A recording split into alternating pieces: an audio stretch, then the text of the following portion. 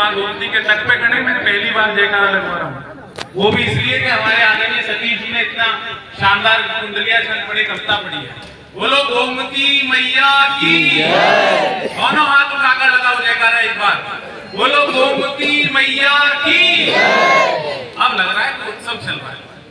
बहुत अच्छा आप लोग सुन रहे हैं, बहुत मन से आप लोग सुन रहे हैं। 4-5 निकल जाते हैं कभी के बाद मौका देख करके, बहुत सारे तो इसलिए निकल जाते हैं। सुन लो कुशल कुशवाहा को, बहुत सारे इसी चक्कर में निकल जाए। भाई साहब हाँ अमिताभ निकल, कुर्सी बदली, वहां से उठ के भाई वहां है। उन्हें लग रहा था यहाँ से कभी अच्छा दिखेगा। मेरे में दिखने जैसा कुछ नहीं है, केवल मुझे सुन सकते हैं। मैं क्रम को आगे बढ़ाना चाहता हूँ। सभी पत्रकार बंधुओं का भी आभार। एक पत्रकार, वो देखो शैतानी कर रहा हूँ मामा, वो देखो शैतानी कर रहा हूँ मामा, एक बार हमारे वो कुर्सी गिरा रहा है उसकी, जोरदार तालियां बजा रहे हैं, क्योंकि ये भी एक बहुत बड़ा काम होता है। जिस समय गोलियां चल रही होती हैं, कोई घटना घटित हो रही होती है, उस समय अपनी जान हथेली पर लेकर जो कुछ एक चुनिंदा लोग जाते हैं, हमारे देश की पुलिसिंग के लोग जाते हैं और उनमें पत्रकार भी जाते हैं, ताकि इस देश को उस घटना का सच पता चल सके। एक बार जोरदार तालियां बजाइए आपके लिए। पुलिसिंग के लोग बैठे हैं, आप सबको विशेष प्रणाम, पीछे भी हैं आगे भी हैं। और इन उत्सवों में देश के उन बेटों को प्रणाम जरूर करिए जिन्होंने वर्दी पहन रखी है, चाहे वो हमारे बीच में हो, चाहे वो इस देश की सीमाओं पर खड़े हो -45 डिग्री सेंटीग्रेड में दुश्मन की हर नापाक हरकत का मुंहतोड़ जवाब देने के लिए। बहुत आसान है पुलिस वालों को कुछ भी कह देना, ये तो ऐसे है तो वैसे है, लेकिन मैं जानता हूं जब इन जंगलों से हमारी गाड़ियां निकलती हैं, तो जब हमें अपने पुलिस वाले वर्दीधारी बेटे दिखाई देते हैं, तो हम अपने आप को सुरक्षित महसूस करते हैं।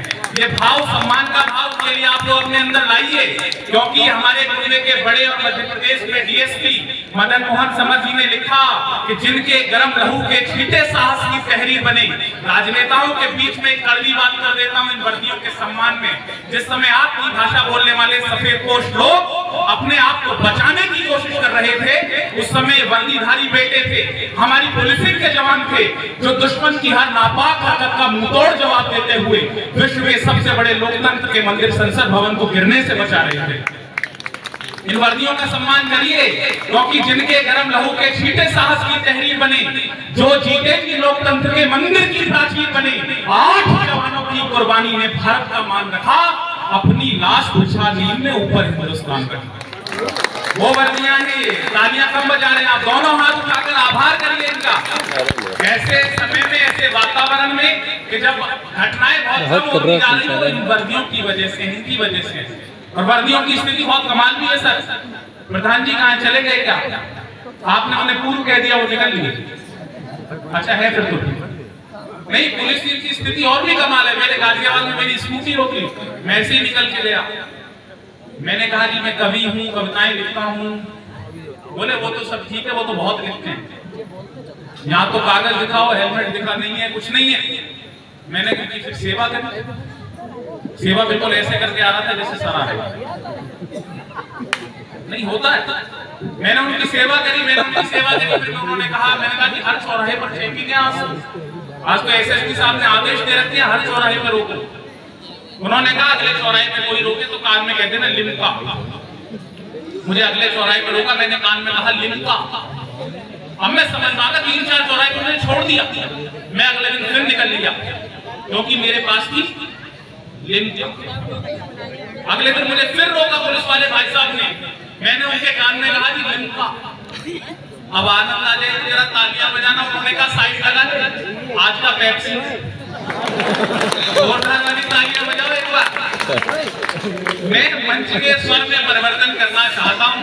अभी 2-3 दिन पहले जो लोग मेरे से सोशल मीडिया से जुड़े हुए हैं, उन्हें पता है कि मैं गढ़ के जिला प्रशासन के कवि सम्मेलन में था। वहां के डीएम का आदेश था, उनका निवेदन था, तो मैं वहां पर उपस्थित था और संचालन ही कर रहा था। मैं सिर्फ इसी काम के लिए बुलाया जाता था। कविता तो मैं जितनी पढ़ूंगा और जैसी पढ़ूंगा आप सुन लेंगे, लेकिन मैं चाहता हूं कि अब मैं कैसे अधिकारी को आपके बीच में आवाज हो, जिन्हें ईश्वर ने ये अवसर दिया, ये सौभाग्य दिया। अधिकारी बहुत है इस देश में, कई हमारे मित्र हैं, कई हमारे अग्रज हैं, और मैं चाहता हूं एक बार तालियां आप हमारे अग्रज और हिंदुस्तान के वरिष्ठ आईएएस अधिकारी डॉक्टर अखिलेश मिश्र जी के लिए बजाइए, जो कवि हैं, क्योंकि उन्होंने बड़ा काम किया है इस गोमती के उद्यम के लिए। बहुत सारे लोग परिचित भी होंगे। मैं इस इसलिए उनके लिए तालियां बजाइए। इसलिए मैं चाहता हूं कि हमारी जो एसडीएम साहिबा है आदरणीय शिखा शुक्ला जी, मैं उनको आवाज दूं। मैं पहले तालियां इसलिए चाहता हूं उनके लिए क्योंकि मैं उन्हें वो शायद गौरवान्वित हूं इस बात पर कि वो पहले गाजियाबाद में थी, अब यहाँ पर आई हैं। लेकिन तालियां इसलिए बजाइए कि ईश्वर ने अधिकारी बहुत हैं इस देश में, लेकिन ईश्वर के जो निकट होते हैं, जो भगवान के निकट होते हैं, जो माँ गंगा के निकट होते हैं, अपने देश की देव नदियों का सम्मान करना जानते हैं, भगवान उनको यह अवसर देता है कि जाओ बेटा, जहाँ से हम निकल रहे हैं, जहाँ से हमारी धारा निकल रही है, वहां जाकर के वहां के लोगों की सेवा करो। मैं उनको आवाज इसलिए देना चाहता हूं, मैं वो टिप्पणी और कर दूं जो मैंने गढ़ में करी।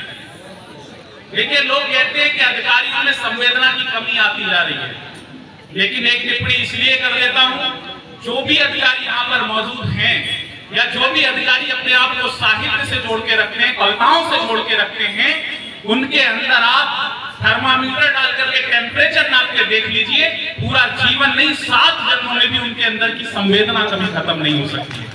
आप इस बात पर गर्व करिए, वो अधिकारी जो जोड़ के रख रहे हैं, तालियां इस बात पर उठे कि आपके पीलीभीत में एक ऐसी अधिकारी हैं जो खुद कवयित्री हैं, उनके अंदर तो संवेदनाएं कूट कर भरी हुई है।